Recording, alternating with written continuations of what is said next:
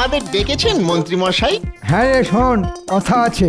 বলছি কি যে কদিন পরেই তো সরস্বতী পুজো। তাতে আর আমাদের কি? আমরা তো আর ওই লেখাপড়া জানি না, আর ওই পুষ্পাঞ্জলিও দেব না। কথার মাঝে এমন ফটাং ফটাং করে কথা বলিস না, শুনলে না গা পিত্তি জ্বলে যায়। আহা, রাগ করছেন কেন মন্ত্রী মশাই? ঘটার ঘটে যে বুদ্ধি কম সে তো আপনি ভালো করেই জানেন। কোথায় যে কি বলতে হয় মুখ্যটা সেটাও জানে না, তাই ওর কথায় কান্না দিয়ে বলুন তো কি বলতে চান। ভাবছি এবার আমার বাড়িতে সরস্বতী পুজো করব। আপনার বাড়িতে সরস্বতী পুজো? বাহ বাহ বাহ বাহ বাহ, এটা খুব ভালো কথা। আমরা এসে পেট ভরে প্রসাদ খাবো। কিন্তু মন্ত্রী মশাই, হঠাৎ করে সরস্বতী পুজো করবেন কেন? তাতে তো বিস্তর খরচ। আপনি তো আবার বাঁ হাতের রোজগারে বিশ্বাসী, খরচ করছেন না। ঘটার সঙ্গে থাকতে থাকতে না তুইও দেখছি দিনকে দিন একটা ছাগল হয়ে যাচ্ছে রে। নিজের পয়সায় পুজো করতে যাব কেন? পুজো করব মহারাজের পয়সায়, আর পুজো করার সুবাদে একটু ভালো মন্দ খাওয়া দাওয়া আর কিছু পয়সা ট্যাকস্ত করে নেব। কিরে, কিছু বুঝলি? কি করে বুঝবো বলুন? আপনার কথায় না আছে লেজা, না আছে মুড়ো, মধ্যিখান থেকে বললে কিছু আর ধরা যায়? তাহলে পরিষ্কার করেই বলছি, গত কয়েকদিন ধরে রাজবাড়িতে চুনকাম হচ্ছে। সে তো জানি, টাকা থাকলে ভূতের বাপেরও শ্রাদ্ধ হয়, আর রাজবাড়িতে বছর বছর চুনকাম তো হবেই। বাজে না বকে আমার কথাটা শোন। হ্যাঁ বলুন। মিস্ত্রিকে ভুজুং দিয়ে এমন বন্দোবস্ত করেছি না বাবা, সরস্বতী পুজোর আগে চুনকামের কাজ কিছুতেই শেষ হবে না। কিন্তু রাজবাড়িতে চুমকাম শেষ হওয়া আর না হওয়ার সঙ্গে সরস্বতী পুজোর কি সম্পর্ক? ওরে মাথা মোটা, এতদিন সরস্বতী পুজো কোথায় হতো? রাজবাড়িতে। আর চুনকাম শেষ না হলে ওই ধুলো ময়লার মধ্যে ওখানে কি সরস্বতী পুজো করা যাবে? এটা একেবারে খাঁটি কথা বলেছেন। তাই ভাবছি মহারাজকে ভুজুং ভাজুং দিয়ে ওই পুজো এবার আমার বাড়িতে সরিয়ে নিয়ে আসবো। বাবা, খরচ মহারাজের আর মোচ্ছব আমাদের। কি মাথা খেলিয়ে কেমন একটা বুদ্ধি বের করেছি বল? রে বাবারে বাবারে বাবা, কি জমাটে বুদ্ধি! মন্ত্রী মশাই, মাঝে মাঝে মনে হয় আপনার মাথাটাই শুধু সোনা দিয়ে বাঁধানো নয়, মাথার ভেতরের কলকবজাগুলো সব সোনা দিয়ে তৈরি। তা বলুন, আমাদের কি করতে হবে?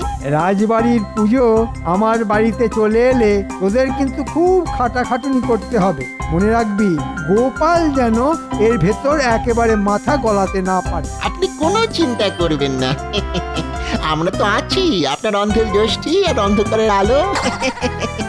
আমরা ভালো, আপনি কালো, না মানে আপনিও ভালো।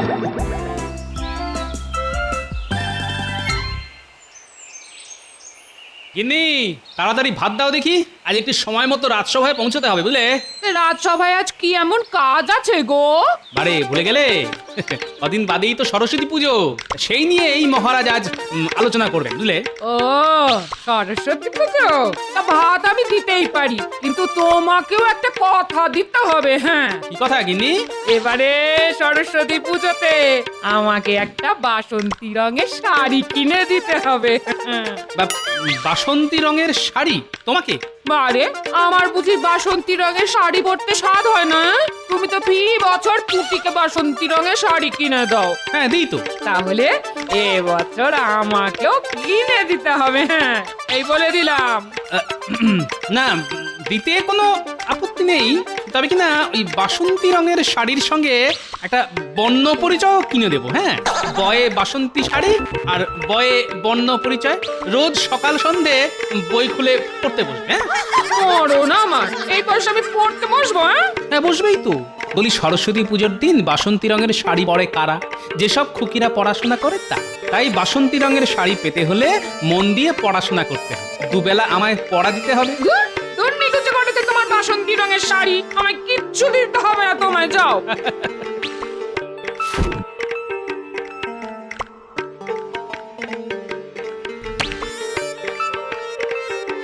আরে ভাতের হাঁড়ি নামিয়ে নিয়ে চলে যাচ্ছ কোথায়? আরে ও গিন্নি, আমার ভাত। দেখছি আচ্ছা ঝামেলা, এক্ষুনি তো প্রলয় কাণ্ড ঘটিয়ে ছাড়বে। না, যেমন করি হোক শ্বশুর মশাইয়ের এই পাগল মেয়েটাকে ঠান্ডা করতে হবে। আরে ও গিন্নি, গিন্নি গো, আরে গোপাল দাদু, ও গোপাল দাদু। বোঝো, এদিকে গিন্নি, অন্যদিকে নাতি নাতনির দল।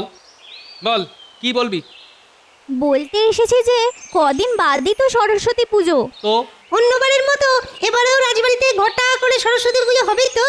আরে আশ্চর্যের কথা শোনো, ঘটা করে সরস্বতী পুজো হবে না কেন? এবার কিন্তু আমায় আলপনা আঁকতে দিতে হবে। হ্যাঁ গো দাদু, পুটি না খুব সুন্দর আলপনা আঁকতে শিখেছে।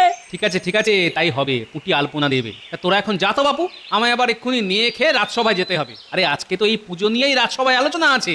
তাহলে এখন আমরা আসছি দাদু, আমার আলপনা দেওয়ার কথাটা কিন্তু মনে রেখো। রাখবো রে বাবা, রাখবো। এখন তোরা আয় তো দেখি। গিন্নি, আরে ও গিন্নি, কি হলো কি?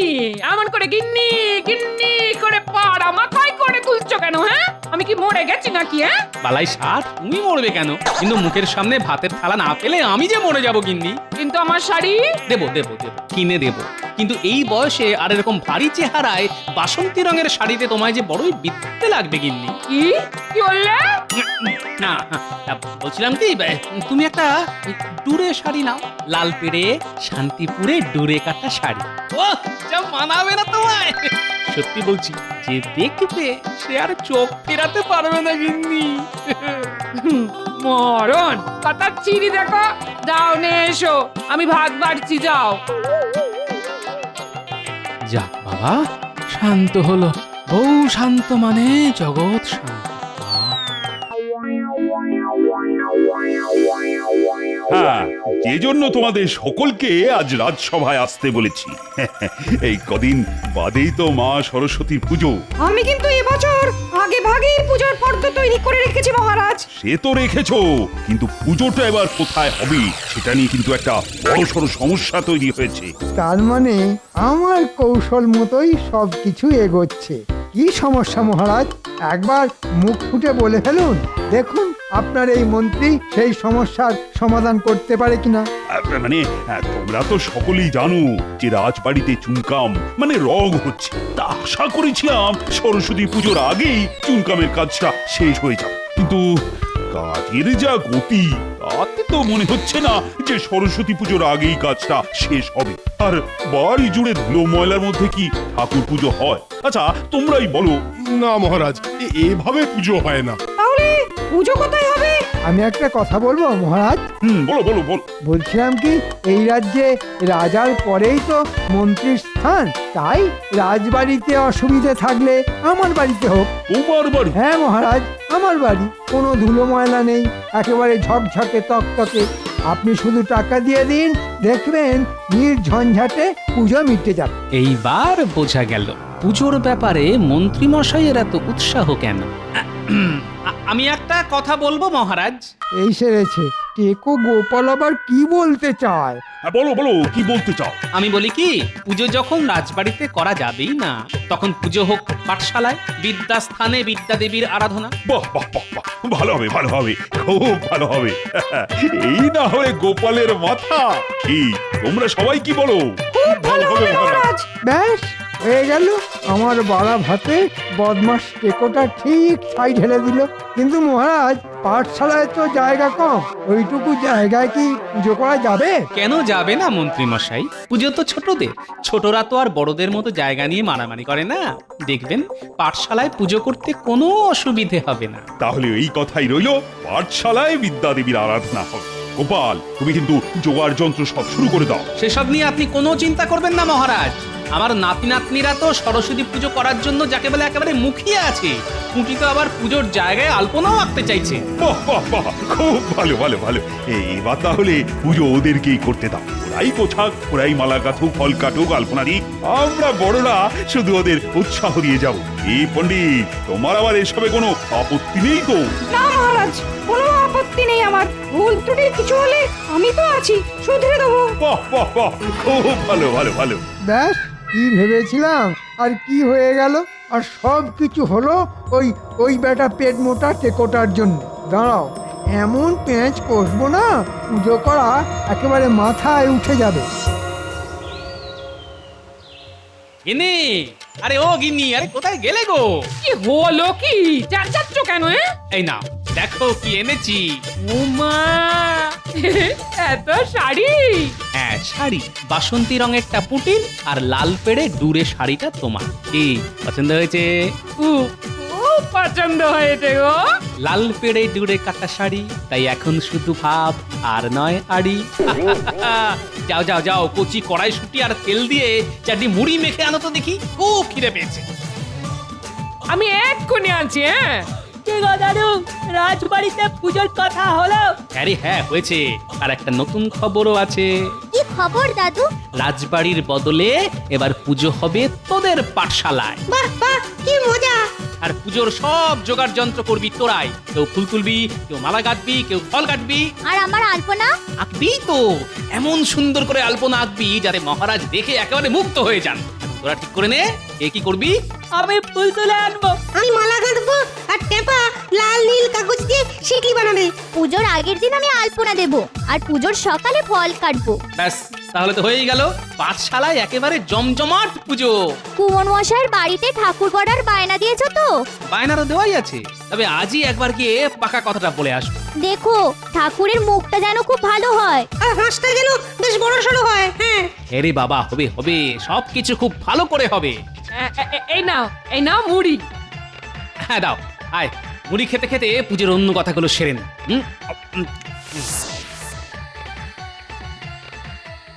তাহলে আর কি হবে, চল ঘটা, শীতের সন্ধ্যায় কাঁথায় মুড়ি দিয়ে শুয়ে পড়ি। কেন কেন কাঁথা মুড়ি দিয়ে শোয়ার কথা আসছে কেন? বারে, আপনি তো বললেন যে পুজো হচ্ছে পাঠশালায়, আর আপনার সব আশা ভাসিয়ে দিয়ে মহারাজ সব দায় দায়িত্ব ওই গোপাল আর তার নাতি নাতনিদের দিয়ে দিয়েছেন। হ্যাঁ, যতই দায় দায়িত্ব দিক না কেন, শেষ অবধি ওই পুজো হবে না। মানে আমি সবকিছু ভন্ডুল করে দেব। মানে আয় চুপি চুপি বলি, আয়।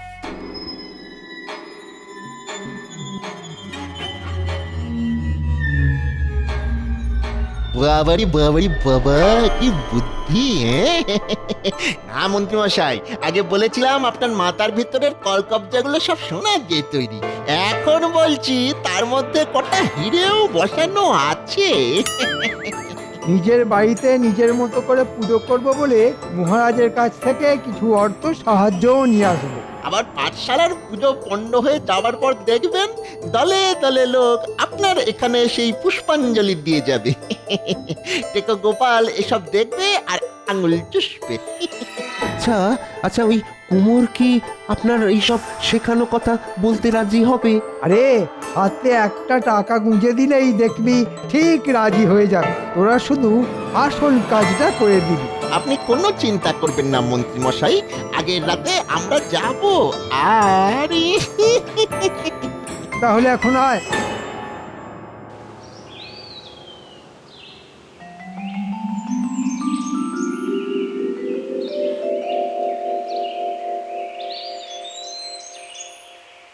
তা তো প্রণাম মহারাজ। আরে মন্ত্রী যে, বলো কি বলবে? আগে মহারাজ, কাল রাতে একটা কাণ্ড হয়েছে। কাণ্ড? কি আবার কাণ্ড? রাতের বেলা ঘুমের মধ্যে আপনার বৌমা স্বপ্নে মা সরস্বতীকে দেখেছে। হ্যাঁ? মা সরস্বতীর স্বপ্ন? এ তো খুব পুণ্যের কথা। স্বপ্নে মা নাকি পুজো চেয়েছেন। তাহলে করে ফেলো। কিন্তু কি করে করব মহারাজ? ছোটখাটো করে করতে গেলেও তো অর্থের দরকার। এদিকে আমার হাত যে একেবারে খালি। ঠিক আছে ঠিক আছে, সেসব নিয়ে চিন্তা করতে হবে না। যা যা দরকার হবে বলো, আমি দিয়ে দেবো। আপনি আমাকে বাঁচালেন মহারাজ। এই মুহূর্তে আমার পুজো করার সামর্থ্য নেই শুনে আপনার বৌমা এমন কান্নাকাটি করতে শুরু করে দিয়েছে যে কি বলবো। না না, তাকে কান্নাকাটি করতে বারণ করে দাও। আরে আমি আছি তো নাকি? সেটাই তো আমার সব থেকে বড় ভরসা মহারাজ। প্রাচীন বটগাছের মতো এমন মাথার ওপর পাতার ছাতা ধরে দাঁড়িয়ে আছেন যে একটুও রোদের তাপ লাগে না। আপনি তো আর বুঝতে পারলেন না, হাল কেটে কত বড় কুমিরকে ঢুকতে দিলেন। তাহলে তাহলে আমি আমি আসি মহারাজ। হ্যাঁ হ্যাঁ, এসো এসো এসো।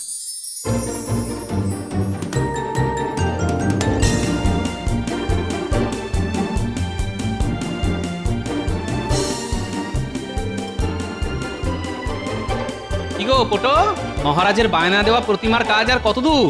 এই তো হচ্ছে, পুজোর আগের দিন সন্ধেবেলা পেয়ে যাবে। না না না না, সন্ধেবেলা নয়, বিকেল বেলাতে দিতে হবে। এবার এত তাড়াতাড়ি কেন? আরে এবার যে পুজোর দায় দায়িত্ব সব ছোটদের, আর ওদের খুব ইচ্ছে মনের মতো করে প্রতিমাকে সাজাবে। ঠিক আছে, বিকেল বেলাতেই দিয়ে দেব। আর দেখো প্রতিমার মুখটা যেন খুব ভালো হয়। ওসব নিয়ে কোনো চিন্তা করতে হবে না।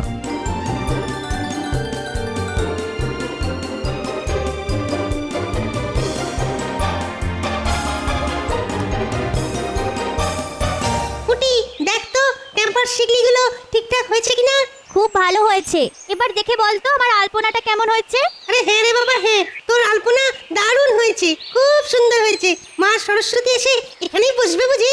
হ্যাঁ, কিন্তু গোপাল দাদু তো সেই কখন ঠাকুর আনতে গেছে, কই এখনো তো এলো না। আরে দাদু তো বলে গেছে প্রতিমা, ফল, তারপর ওই পুজোর দশকর্মার সব কিছু একসঙ্গে নিয়ে আসবে, তাই হয়তো দেরি হচ্ছে। কিরে, তোদের ব্যবস্থা কত দূর? এই তো পণ্ডিত মশাই এগোচ্ছে। বাহ, রঙিন কাগজের শিকলি দিয়ে কি সুন্দর মণ্ডপ সাজিয়েছিস তোরা।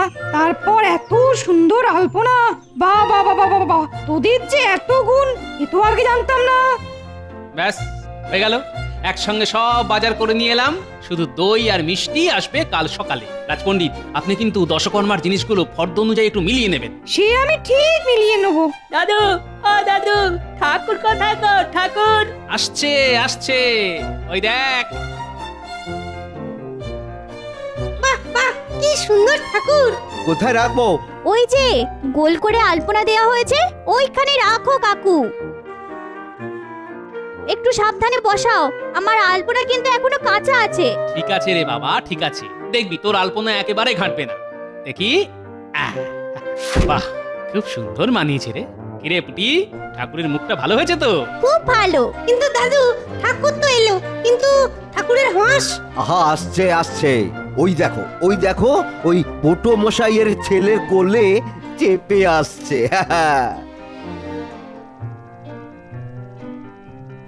বাহ, কি সুন্দর হাঁস, ঠিক যেন জ্যান্ত। তা পুজোর কেনাকাটা তো সব হয়ে গেল, এখন তাহলে যে যার বাড়ি চলে যা। কাল খুব ভোর ভোরে এসে মালা টালা দিয়ে সাজিয়ে ফল টল গুলো কেটে ফেলবি, কেমন? ঠিক আছে।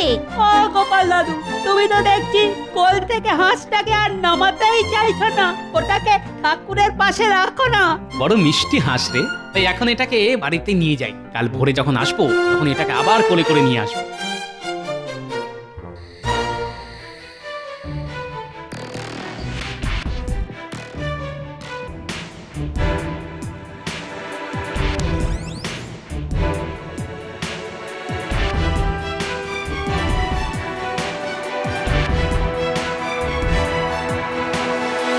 বুঝকে, এই কাক ভরে পুকুরের ঠান্ডা জলে চান করে কিন্তু খুব শীত করবে। তুই তো আবার শীত কাতুরে।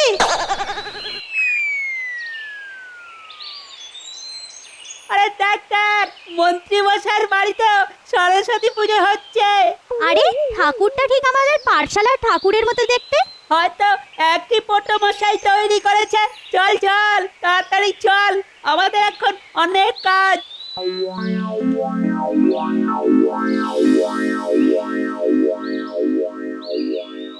একেবারে ভোর ভোর চলে এলাম। তা পুজোর জোগাড় যন্ত্র কত দূর? আর জোগাড় যন্তর, তাকিয়ে দেখো, পাঠশালার প্রতিমাই নেই। হ্যাঁ, সে কি? তাহলে তো এক্ষুনি মহারাজকে খবর দিতে হয়। জানো গোপাল দাদু, মন্ত্রী মশাইয়ের বাড়িতেও এবার পুজো হচ্ছে, আর ঠাকুরটা নাকি ঠিক আমাদের ঠাকুরের মতো দেখতে। কি বললি? মন্ত্রী মশাইয়ের বাড়িতে পুজো হচ্ছে, আর সেই ঠাকুর দেখতে ঠিক আমাদের ঠাকুরের মতো? এদিকে আমাদের ঠাকুর কে বা কারা নিয়ে পালিয়ে গেছে। সে কি? তাহলে কি হবে? একবার মন্ত্রী মশাইয়ের বাড়ি চল তো দেখি। রাজপণ্ডিত, আপনি মহারাজকে গিয়ে ডেকে নিয়ে আসুন। দেখো গোপাল, মুখ সামলে কথা বলবে। তুমি কি বলতে চাও? আমি পাঠশালার প্রতিমা চুরি করে এনেছি? আহা, কটা ঘটা থাকতে আপনি আর নিজে হাতে করতে যাবেন কেন বলুন তো? গোপাল, তুমি কি জানো মহারাজ আমাকে এই পুজো করার অনুমতি দিয়েছেন? দাদু, ঠাকুর তো এনে ওই কাঁচা আলপনার উপর বসানো হয়েছিল। এটা যদি আমাদের ঠাকুর হয়, তাহলে কাঠামোর নিচে নিশ্চয়ই আলপনার দাগ লেগে থাকবে। তাহলে তো একবার কাজ করে দেখতে হয়। খবরদার, এই খবরদার, খবরদার, ঠাকুর কাজ করবি না। তোদের কাজ করতে গেলে তো ঠাকুরকে একটু কাজ করতেই হবে। এই এই তো কাঠামোর তলায় আলপনার সাদা রং লেগে রয়েছে। তার মানে এ ঠাকুর আমাদের। সাদা রঙের প্রমাণ হয় না যে এ ঠাকুর আমার নয়। এরম তো টোটোর বাড়ি থেকেও রেখে আসতে পারে। ভালো ভালো, খুব ভালো যুক্তি। কিন্তু মন্ত্রী মশাই ঠাকুর কিনে এনেছেন, কিন্তু সঙ্গে হাঁস নেই কেন? বেটার ছেলেরা ঠিক ডুবিয়ে ছেড়েছে দেখছি। তাই তো হাঁস নেই কেন? কি করে থাকবে? হাঁস তো আমার কোলে। এই দেখুন। কিরে কটা এত কাঁচা কাজ করে এলি যে বাবা? ঠাকুর চুরি করার আনন্দে ঠাকুরের বাহনের কথাটাই ভুলে গেলি? ঘটা ঘটা আমাদের কোনো দোষ নেই মহারাজ, এই মন্ত্রী মশাইয়ের কথাতে আমরা এই কাজ করেছি। পাঠশালার পুজো পণ্ড করতে মন্ত্রী মশাই আমাদের দিয়ে এই কাজ করিয়েছেন। রক্ষীরা এখনই মন্ত্রী আর ঘটা ঘটাকে বন্দি করে কারাগারে নিয়ে যাও। আর রাত বাড়লে ওই তিনটেকেই শীতকালের কনকনে ঠান্ডা জলে পুকুরের মধ্যে চুবিয়ে রাখো। হ্যাঁ, এটাই ওদের শাস্তি। মহারাজ এবারের মতো ছেড়ে দিন মহারাজ, আমার বয়স হয়েছে। সারা রাত কনকনে ঠান্ডা জলে চুবিয়ে রাখলে ঠান্ডায় যে আমি মরে যাব মহারাজ। তোমার মতো লোকের না মরাই ভালো। চলো গোপাল, চলো পাঠশালায় চলো। বাবা, আজ তোমার জন্যই সবকিছু রক্ষে হলো। আমার জন্য নয় মহারাজ, যা কিছু হলো সব এই হংস বাবাজির জন্য। ভাবিস কাল এটাকে কোলে করে বাড়ি নিয়ে গিয়েছিলাম।